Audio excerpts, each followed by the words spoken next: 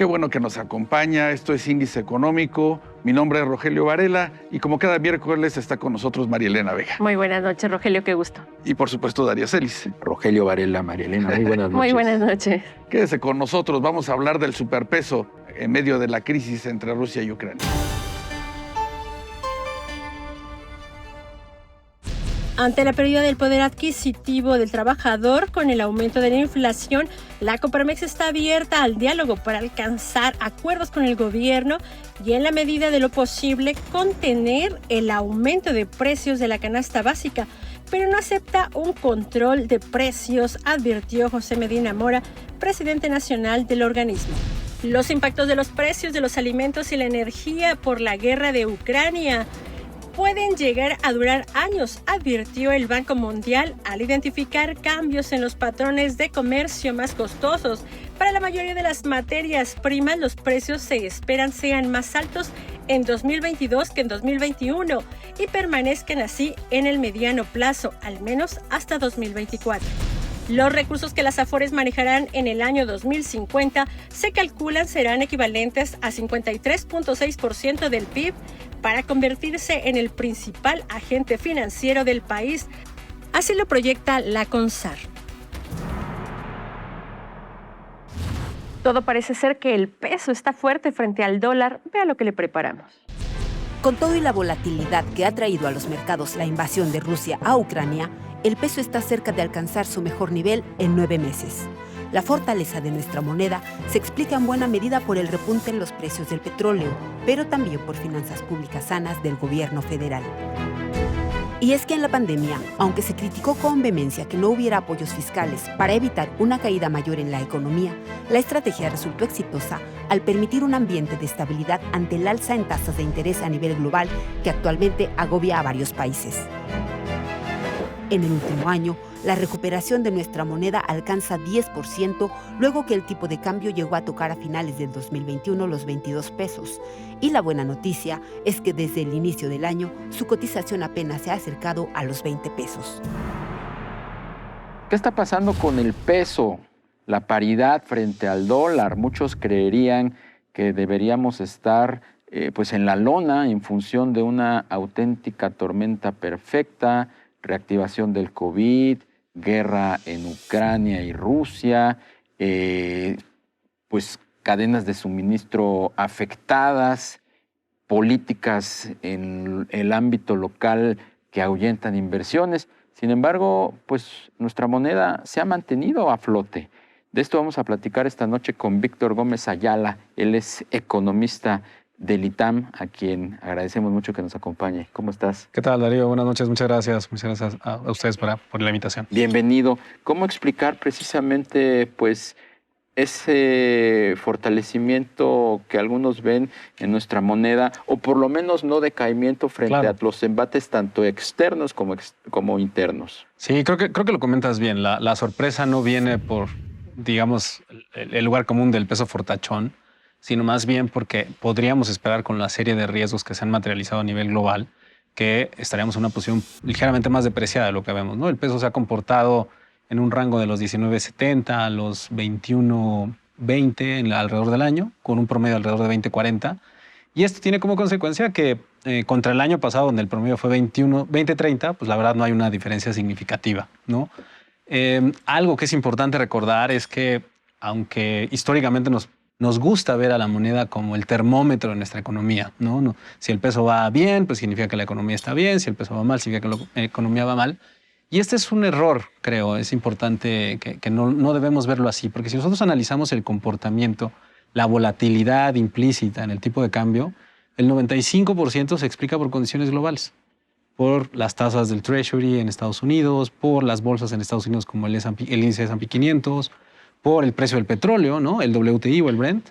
Si medimos la volatilidad explicada por esos tres factores, más del 90% lo podemos explicar. Y es muy poquito lo que realmente tiene que ver con condiciones locales. Entonces, este comportamiento lo que nos está diciendo es que a nivel global, pese a todos los riesgos que estás enumerando, pues el comportamiento general de este proxy de riesgo global, que es la moneda mexicana, se ha comportado relativamente estable con respecto al año anterior. No hay un incremento significativo en riesgo en ese sentido.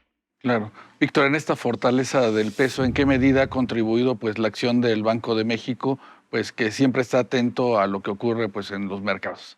Fíjate que es un tema importante, ¿no? El Banco de México se ha esforzado en transmitir que el famoso traspaso, ¿no? Es decir, la manera en que la depreciación cambiaria afecta a la inflación, que es el objetivo, es el mandato del Banco de México, sí, es reducido y está acotado, ¿no? Sin embargo, es un factor de preocupación constante desde un punto de vista de riesgos macrofinancieros siempre en las minutas de las decisiones.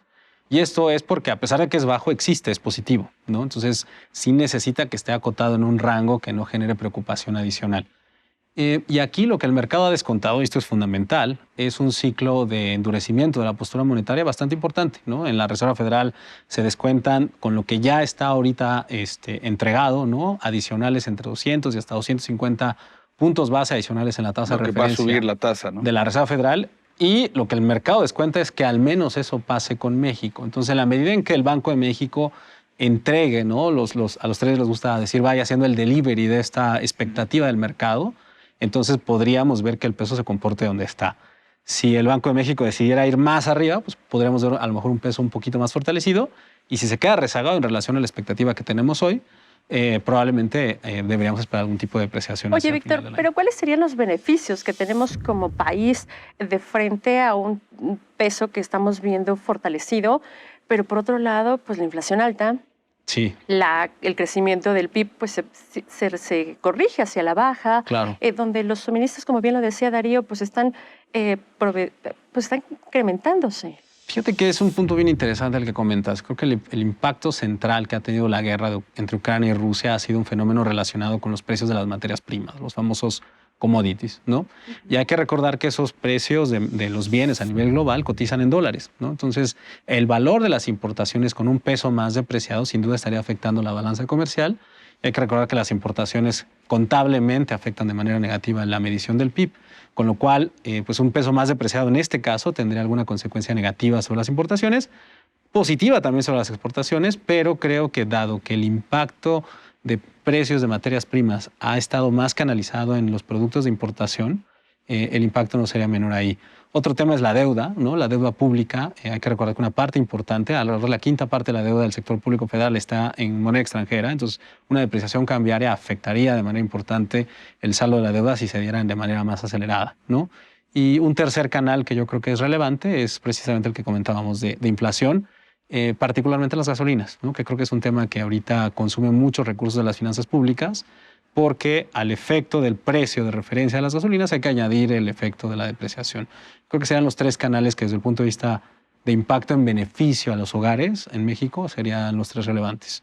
Y el precio del petróleo, que también juega aquí un factor decisivo. Tenemos pues por arriba de los $100 el barril, tanto sí, en el WTI como en el Brent del Mar del Norte. Sí. ¿Esto cómo ayuda, si es que ayuda a tener una paridad o tener un peso pues relativamente bien apreciado? Pues mira, la verdad es que la relación aquí es compleja porque el impacto no solo ha sido en el sector energético. Hemos visto un crecimiento en el petróleo, pero también hemos visto en el gas natural, en agropecuarios de consumo, ¿no? Hay que recordar que tanto Ucrania como Rusia son productores globales importantes en diferentes granos, como el sorgo, como el maíz, como el trigo. Son productores globales muy importantes, entonces también eso se ha visto afectado. Y productos derivados de esto, ¿no? Particularmente con el petróleo, el tema central es la gasolina. Entonces lo que nos importa no es tanto si sube mucho el petróleo, sino qué tanto más sube la gasolina con relación al petróleo. Porque al final eso es lo que impacta en la balanza comercial y también lo que impacta en las finanzas públicas, ¿no? Esta necesidad de poner estímulos adicionales, complementarios, históricamente altos al 100%, deriva de que adicional al impacto en el precio del petróleo, tienes un impacto en el precio de la gasolina, porque la gasolina se hace con petróleo, ¿no? Claro. Víctor, ¿y qué podríamos esperar para lo que resta del año en la balanza de pagos? Lo comenta Darío, pues el tema del petróleo, van a ingresar más dólares, pero ¿qué pasa con turismo? ¿Qué pasa con remesas, con inversión extranjera? Fíjate que en el tema de remesas hay un tema interesante. La expectativa de todo este programa de transferencias de parte de la administración del presidente Biden, ¿qué tanto se pueda mantener el resto del año? Creo que está descontado. La gran pregunta es si se va a extender hacia 2023, ¿no? Entonces, en la medida en que se empiece a dar un anuncio con la presentación del paquete fiscal para el próximo año en Estados Unidos, vamos a saber si el flujo de remesas va a continuar, ¿no? El impacto central es que hay un flujo de transferencias no condicionadas a todos los hogares en Estados Unidos, que de alguna manera alimenta la capacidad de mandar dinero. En términos de inversión extranjera directa, hay que ver cómo impacta la parte energética. Creo que la presentación de esta iniciativa, que al final fue rechazada por no logró una mayoría calificada en el Congreso para ser constitucional, sí generó mucha preocupación del lado de la administración del presidente Biden en términos del TEMEC, ¿no? Entonces, creo que en la parte de inversión extranjera directa, al menos en el sector energético, pues la postura no es muy adelantadora con los flujos que podamos ver el resto del año. ¿Y el turismo ves una recuperación, Víctor? Fíjate que de los sectores que menos se han recuperado dentro del sector servicios están las actividades turísticas, tanto las de alojamiento como las de servicios restauranteros.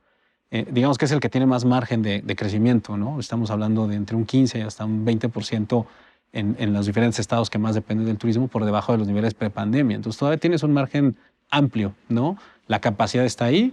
Hay que ver si se generan los diferentes mecanismos de certidumbre, tanto en términos de seguridad, que creo que es muy importante para el turismo, como en términos del control de la pandemia ya en lo que parece que será la fase final, ¿no?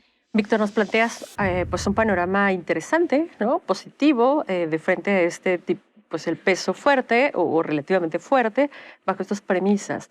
¿Ves algún foco rojo? ¿Hay algo donde tendría que estar checándose? Sí. Ya lo dices, mucho depende del nivel exterior, pero también del nivel nacional, interior. Sí, fíjate, relacionado con el tipo de cambio, pero a nivel macroeconómico, creo que la principal preocupación de nuestro país es la inflación. Y de la mano de la inflación está el crecimiento.